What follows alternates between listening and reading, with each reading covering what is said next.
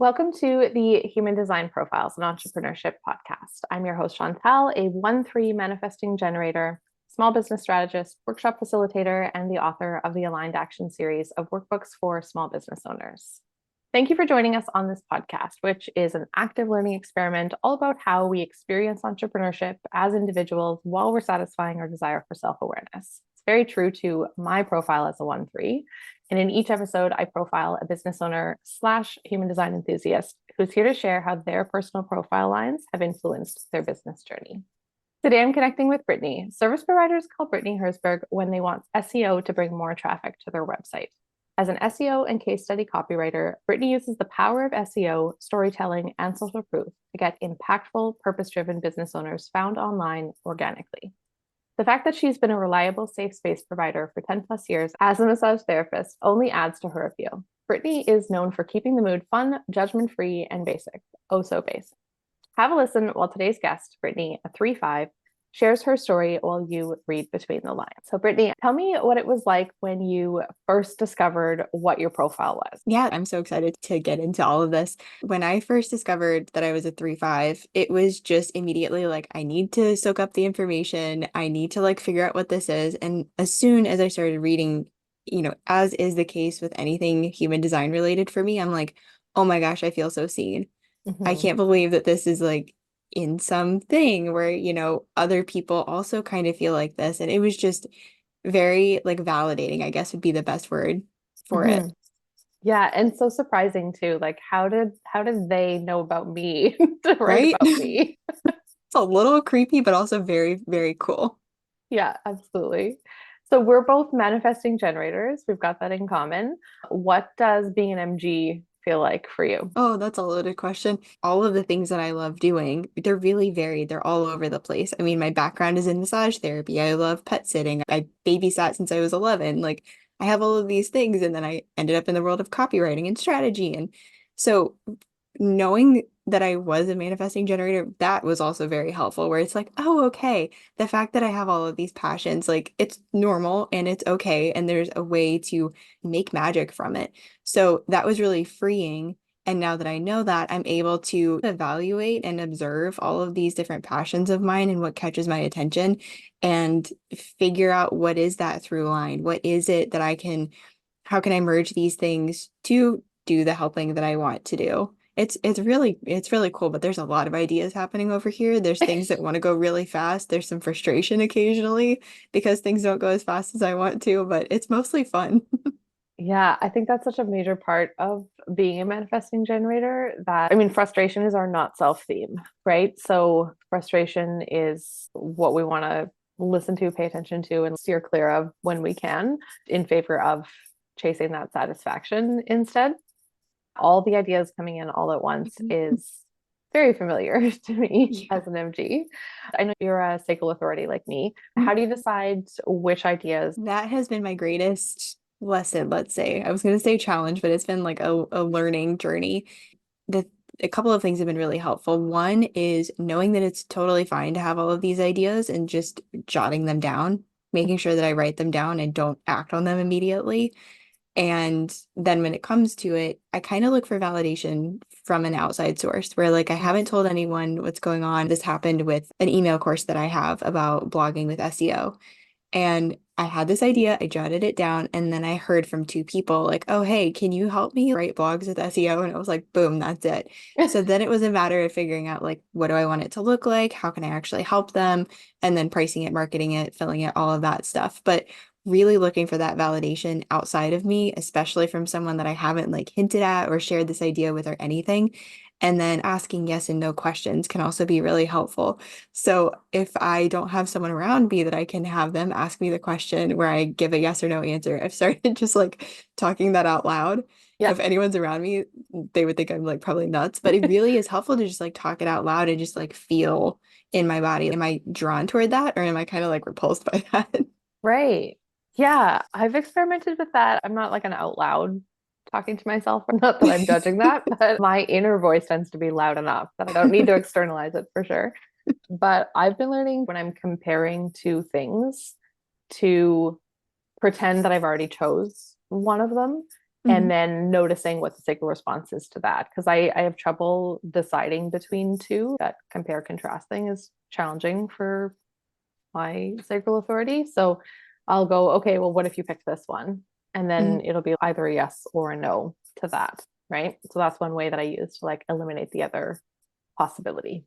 Yeah, that's really smart. I hadn't thought about that. I would say for the most part, I'm pretty decisive. I know what I want sometimes even before I know what I want. Yeah, And so it's easy for me to go down a path and then it's still good to get that confirmation though. right. Yeah, I love what you said about how you're almost like looking for a sign. It sounded playful when you were talking about it. Mhm. Like you were connecting with the universe in the sense of like, I'm playing this game to see if I'm getting confirmation about that. Somehow that gamification feels a little three line to me. I would imagine I have to make things playful because I can Mhm. get so serious, but I have to make things playful. And I don't always do that. Sometimes I get stuck in serious mode. But if I Right. can bring in that fun, lighthearted element, then I respond better to it. Three lines are all about experimenting and exploring, and that fits right into there. What other kinds of experiments do you find yourself running or do you find yourself experiencing in your business?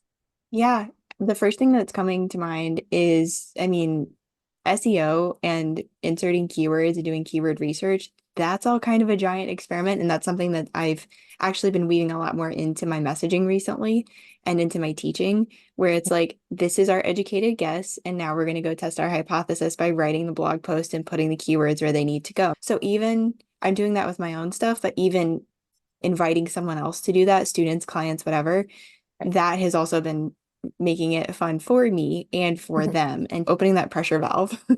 Mhm. Yeah, that makes sense. Another one for me is like in my more personal life, I have never had a great relationship with cooking and being in the kitchen. I love Mm. baking, but as far Mhm. as like cooking, just hasn't been my jam. But I want to get in there more and do more of that stuff. So just experimenting with that. Like my boyfriend and I will look over recipes. Okay, let's try this. And then as I do it, I have these wins under my belt. It feels better and I feel more confident. And I Mhm. feel like I can continue to experiment and maybe try some things that are a little bit more challenging or outside the box. So that has been really helpful for me. It's a great example of how a three line gains experience to gain confidence. Like that's our whole shtick. That's our whole deal. As I've been talking with three lines on the show, I have noticed that we have this thread Mm, of cycles of experimentation and growth and like adding new layers all the time. In my personal life too, like I used to be a knitter and every project I would choose one new skill. So I would choose one new stitch. I'd choose a pattern that specifically had one new technique in it. And I intentionally built my knowledge and my experience that way. Or I would learn to block a piece or anything that sounded scary in the knitting world. I would pick one little thing at a time so that I wasn't overwhelming myself. mhm. And I'm noticing as I talk to three lines that whether conscious or unconscious, we're all kind of doing that. We're gradually increasing the level Mhm. ourselves as we grow, which is kind of And cool. I like that. Even as you're talking, I'm thinking of massage therapy and how I would do that. And it's even interesting, like with how my brain was interpreting that. And then you started doing like the level up with your hand, Yeah. and you were thinking of increasing. And in my head, I was thinking of going deeper with something, Oh, interesting. right? So like that definitely resonates for me. And even for with the example of being a massage therapist, learn a skill. I could go deeper with that skill. I could go to the next level of training. Like I took craniosacral therapy, Mhm. love it. Did level one, and then I did level two, and I would continue going with that. But I even got the books, because COVID happened and I was at home and I was like, oh, let me just see what I can maybe glean from these books Mhm. that were the deeper levels of the training. So that's really cool though, just thinking of like the up versus down and how my brain did that. Yeah, that is interesting. I would have thought that as a line one, I would have gone deeper and a line five up, but like, who knows? On your new podcast, The Basic Bee, you are experimenting with blending SEO, social proof, and storytelling. Mhm. MGs are kind of famous for combining things. How did that trifecta come about for you? Yes, I've seen this a lot with manifesting generators, and it's so cool, especially once I learned that about me and just having it not feel so weird. Because I was the kid in school I was taking 6 different courses. I was in high school, but I was taking college courses. And it was the weirdest thing because I was taking world religions, one of the history classes, and like, I don't know, calculus among 3 other ones. And I was finding these through lines and these like themes. I love that you're nodding because I felt like such a weirdo at the time. But knowing that I someone else like could does not this too is agree cool. more. I was in grade 10 taking grade 11 chem, and then in grade 11 taking grade 12 chem, and then retaking my grade 10 math class because I wanted to improve that mark. And then I did this. I was in the music world back then, and Mhm. I was playing with university bands, both local universities while I was in high school. That's an incredibly aligned experience. I don't know if that's our Yeah. MG or three line or what, but I get it. Yeah. And yeah, so not only did I have the 6 courses I was taking, I had 3 part-time jobs at one point. And now I'm like, how did I make it to adulthood? But that did not answer your question. How did this come about? It started with, and I think I actually talked about this maybe in one of my podcast episodes, but it started with social proof. I was at home lockdown. This was when a whole lot of stuff happened for a whole lot of people. And for me, it was when I discovered the copywriting world. I knew that I wanted to redo my website. I was going around looking at other websites as well, and I was like, how can I make it better? What's missing? That kind of thing with that lens on. I had no testimonials. I was getting so many bookings from people finding me on Google, but I had no testimonials. And I wanted a good excuse to check in with my clients anyway. And so I was like, well, let me ask them, what are you looking forward to when we get back in the massage studio? Why do you like coming to see me? All that kind of stuff. So I gathered, I want to say like 30 or 40 testimonials. And that was my segue into the world of copywriting and marketing.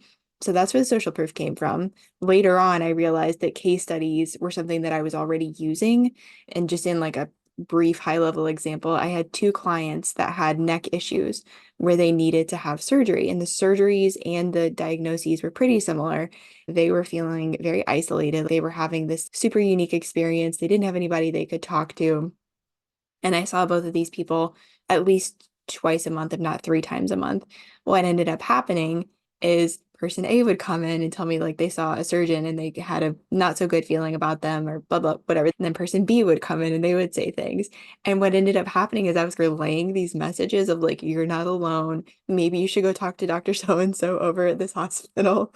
Have you ever heard about this type of fix? So I was doing that in the massage room, and then I ended up doing that in the copywriting world. But like I said, first step was getting the testimonials, the social proof from my massage clients. And then it was SEO again with massage because that was my first gig. I was all about like, I'm going to use whatever tool makes sense in the moment. I'm not going to upcharge for massage cupping. I'm not going to upcharge for craniosacral therapy. It's just you're coming in presenting this. I'm going to use the tool that makes the most sense or the combination that makes the most sense. And so for copywriting, it kind of felt like I was doing a partial job if I wasn't including keywords to help your website copy or your blog post or your case study actually like go out there and market for you. That was still putting a lot of the work on the business owner. And then step 3 was the storytelling because I realized I was doing case studies. I had a dream, woke up one morning and I was like, case studies, that's what I want to write. And that's what I want to be known for.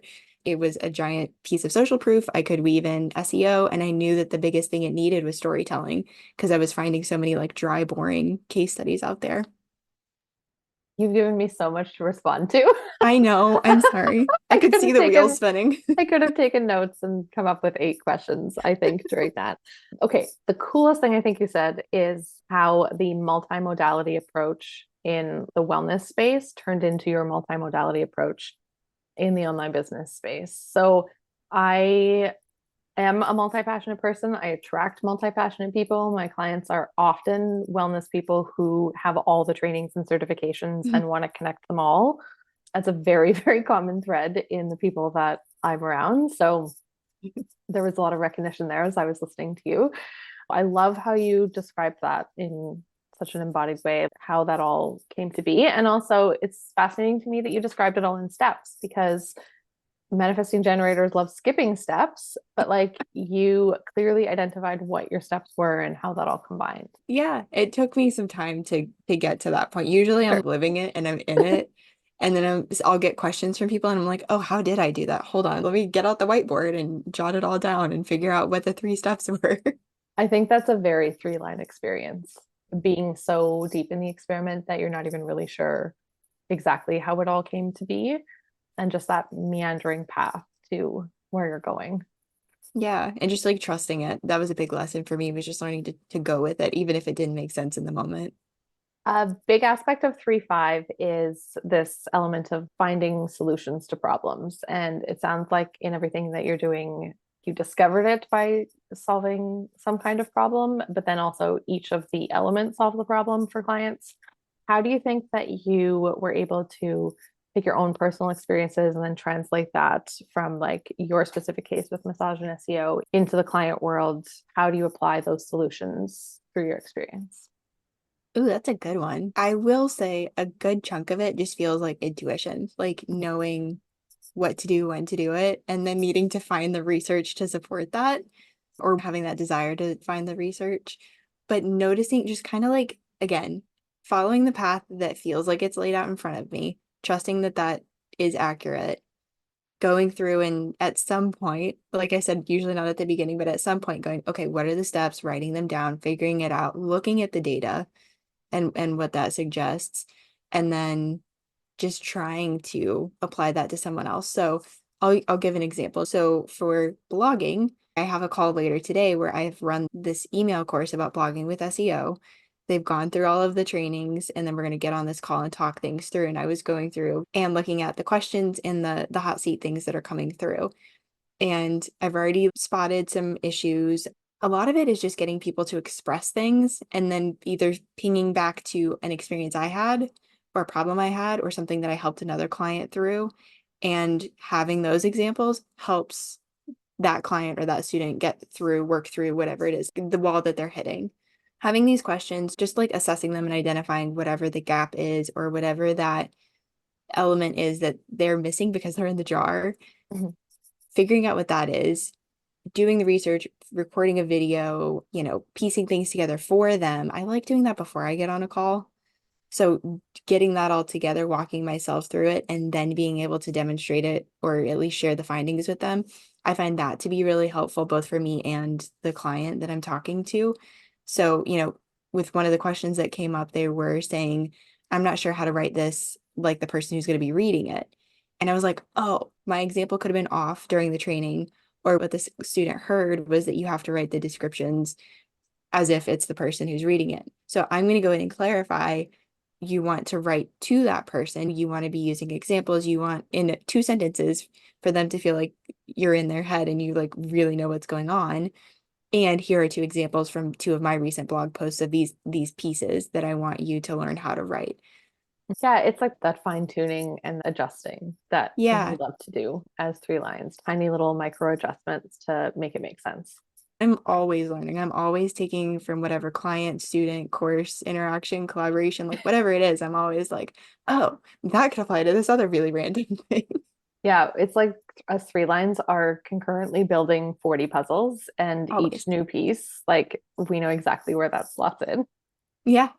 In all of the different projects. So one thing we haven't talked a ton about is the 5 line, which I mean, it's easy for me as a 1-3 to hop on the 3 line train. But is there any 5 line specific thing that you've really noticed rings true for you, or any expression of the 5 line that you find comes up in your life?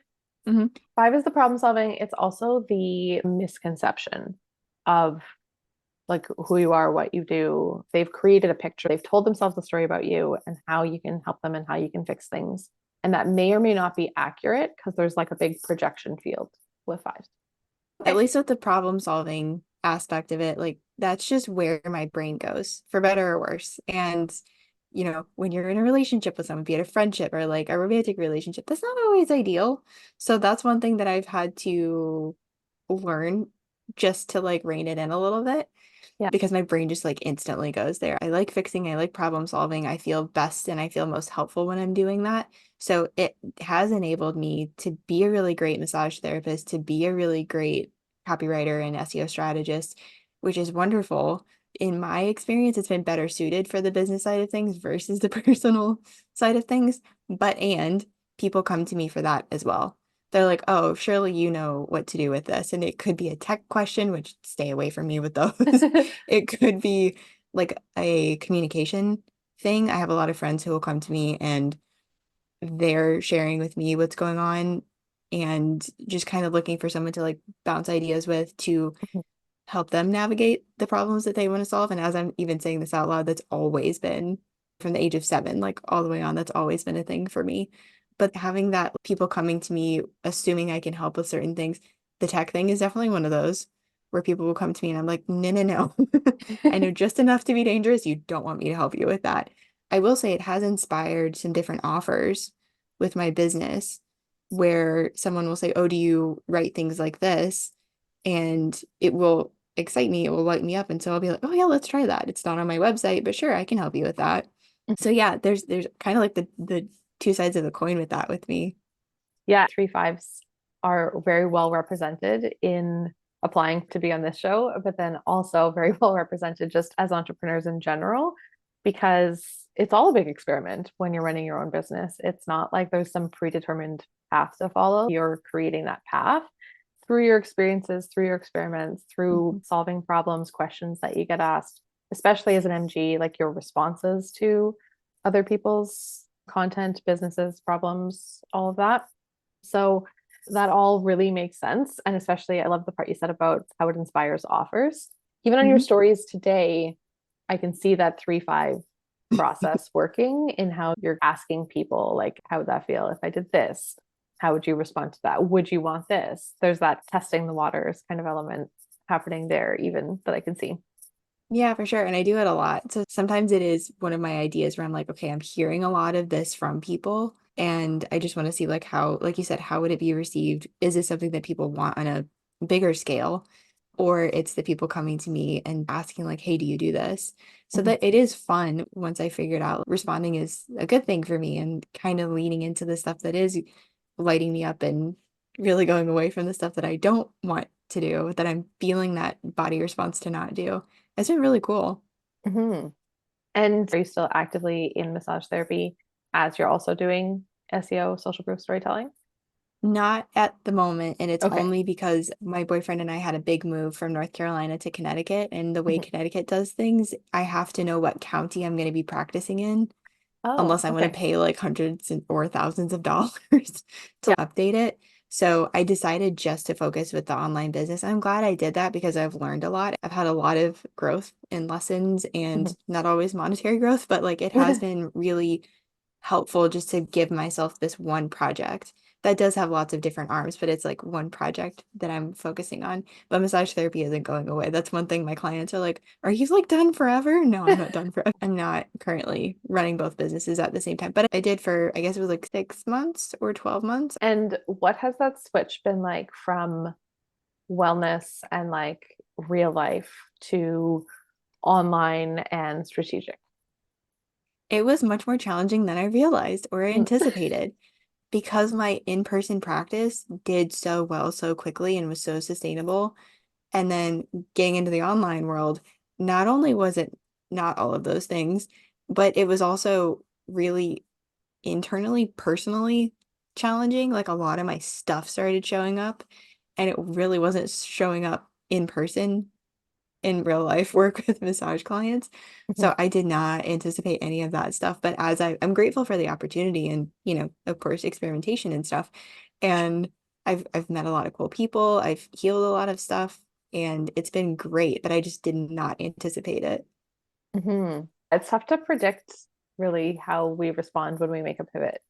Yeah, and I'm one of those people that like even when I started my massage practice, I had a backup plan for my backup plan for my backup plan. Well, that probably serves you really well in especially like the SEO case studies, social proof kind of realm, like having those different backup options is probably good. It's good to have kind of a fail safe. You can't just rely on one kind of content or one kind of marketing strategy. You've got to Mhm, really diversify that to see what works first, mhm. right? And then keep focusing on that.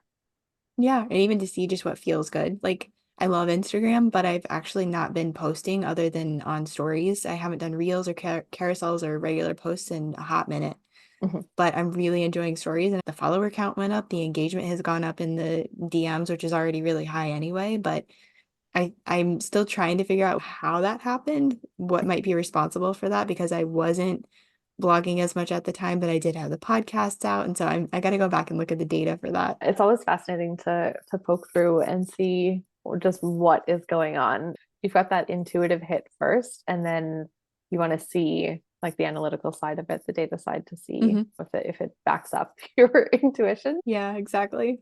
Yeah. We're going to shift now into drawing a card. So I'm holding the 3-5 cards created by Christina from Glow Glow Juice. When you're ready, we will take a deep breath in together and let that go. The card that's come up today is, I know who I am and what I am capable of, even when others may perceive something else. Am I taking on responsibility that is not mine to hold? Oh, this card is so perfect. Yeah, that question, I'll say this, that question has been coming up a lot for me because there are responsibilities that I've taken on that are definitely not mine to take on. And the first part of that card really just like being me, embracing who I am, knowing who I am, and just kind of like shining from that spot out has been really something I've embraced over the last 6 months. And the podcast is the ultimate thing that came from that. So this card is totally applicable. And speaking of the podcast, tell people where they can find that and also where they can find you in general. Thank you so much. This has been a blast. So my website is brittanyherzberg.com. Don't worry about trying to spell that. I'll make sure that you have the link. And then Instagram, I do hang out on there. Like I said, I post the stories. I'm in the DMs. Come say hi. I have the podcast, the Basic Bee podcast. It's definitely on Apple, Spotify, and YouTube. And then there's, of course, all other places that it can be. That's definitely linked on the website. Come over, say hi, find some stuff, download some things, ask me a question. I'm here for it.